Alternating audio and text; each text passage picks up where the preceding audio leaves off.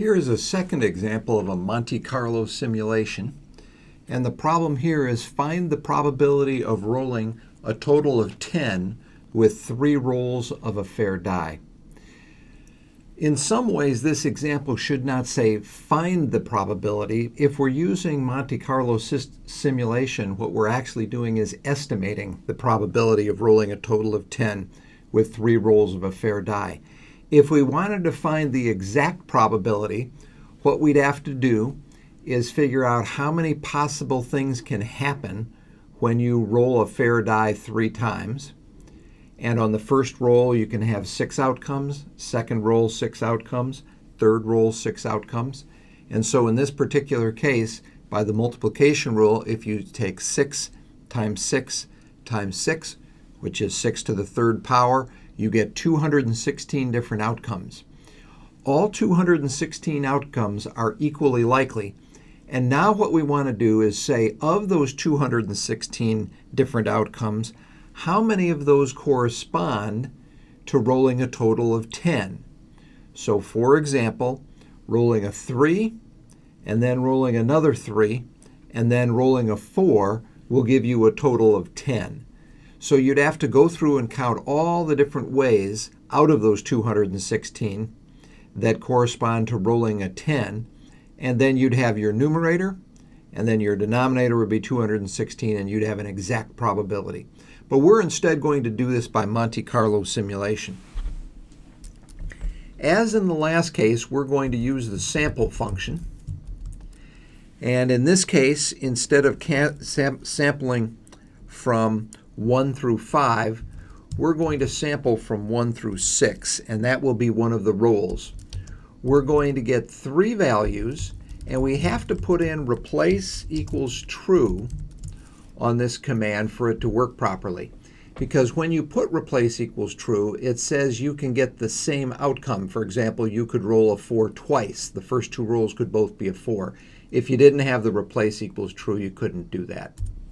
So there is the roll of 3 fair, and this is sheer luck, believe me, that on the very first roll we got a total of 10, 5 plus 3 plus 2. I thought I'd have to do this a couple times to get a 10, and we got one on the first try. That was lucky. Do it again. This time you can see we get a 6 on the first roll, 5 on the second roll, 4 on the third roll, so our total is 11 plus 4. We got 15 that time. And we'll run it again. This time we get 5, 1, and 2 for the 3 rolls. That's a total of 8.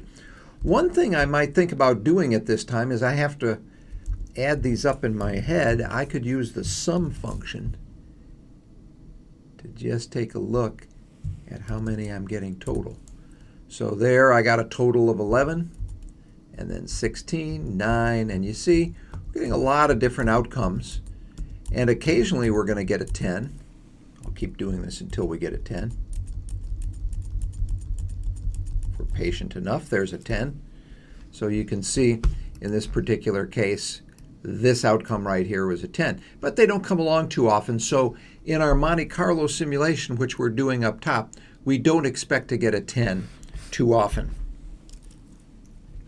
What we're going to do is set nrep equal to, let's make a larger number this time. Let's go with 1,000,000.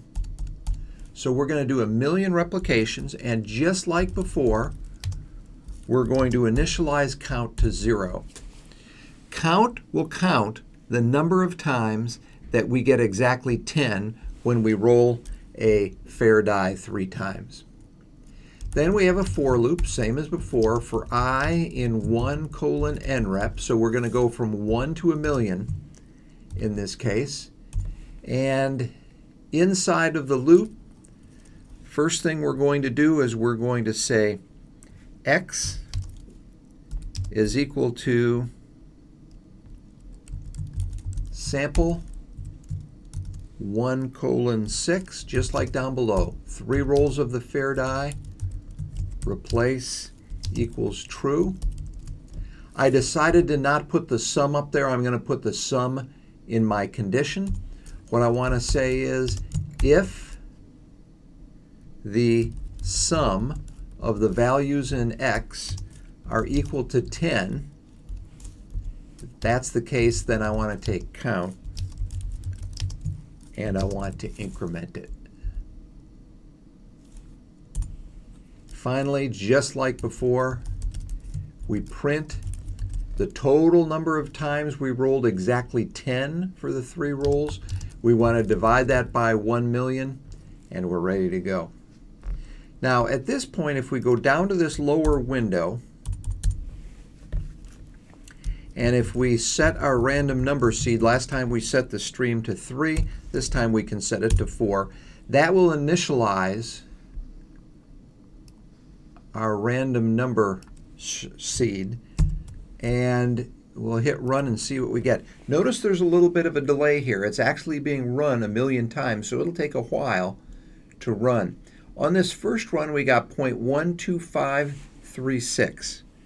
As I said in the previous video, it's good to run this at least 3 times, so we'll do that. Here's the second run. This time we got 1.12485. So both of those round to 0.125. See what this last one gives us. The last one gives us 0.1254. That one also rounds to 0.125. So we've got 3 results here that all round to 0.125, and 0.125 is 1/8. So there's some suspicion that the answer might be 1/8, but we're not sure of that. That would take an analytic, a bit of analytic work, which is exactly what I said earlier, which is counting the number of times you get a 10 out of the 216 different outcomes. Again, the more replications you have, the more accuracy you're going to have in your Monte Carlo simulation. So this is a second example of Monte Carlo, and we'll do one more in the next video.